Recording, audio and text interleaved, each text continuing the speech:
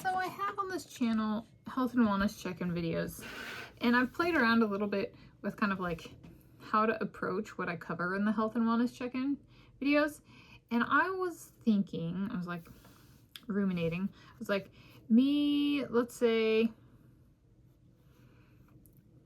living with my soulmate, or if I'm adopted, living with my birth parents, living with the critters indoors. I kind of like how to be inclusive on my health and wellness check-ins. I've kind of played around with format for myself, but I was like, what about like a pair? So a pair evaluation approach for health and wellness check-in videos.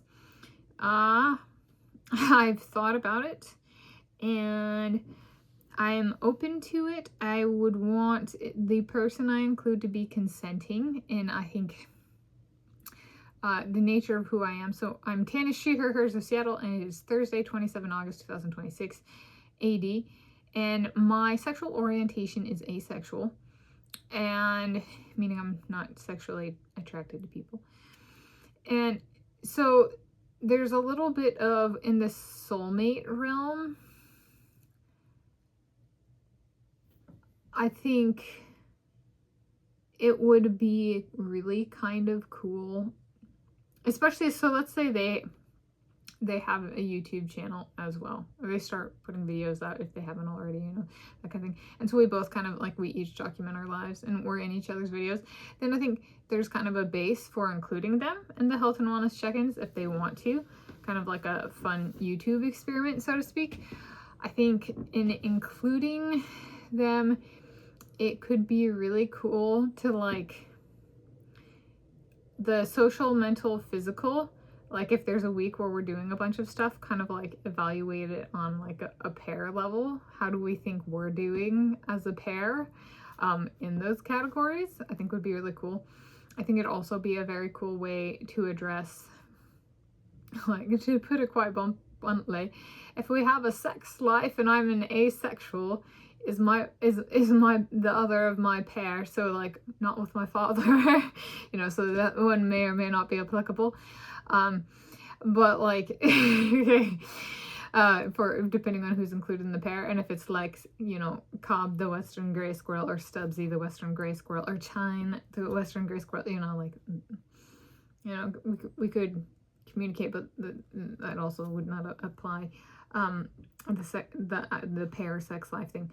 But it'd be a really cool one for potentially assessing like where my asexuality, and possibly the asexuality of my partner, my pair, the other person in my pair, if they're asexual as well, or if they're not, right, like they're heterosexual or whatever. Because my sexual orientation allows that. I'm a hetero romantic asexual, and so essentially like a heterosexual can be in love with me so far as I'm aware, or like be my soulmate, or they could be asexual, a hetero romantic asexual like me. So I think it'd be a cool pride curation project, and potentially a realm of discovery in terms of my asexual sexual orientation identity, understanding and definition. So I think it would be very cool, in addition to just like being fun to be out there. There's kind of like a more serious tone perhaps of like just basic growing and understanding and sharing would be cool. And especially if they had stuff on their channel, then if they had stuff on their channel, do they do what I do explicitly? Like kind of like they take the format and do it? Do we find that a male hosted health and wellness check-in goes a little different than a female hosted check-in? Me hosting, and it's my channel, him hosting, if it's well, that'd be right for that. Kind of area. The squirrel goes, I can't film. So I'm working on it though. But I'd rather have that squirrel be at beep beep. You know, so there we go. That's some ruminating for for that particular thing. I'm open to it though. I think that would actually fall in the realm of like a very, potentially very neat pride curation realm.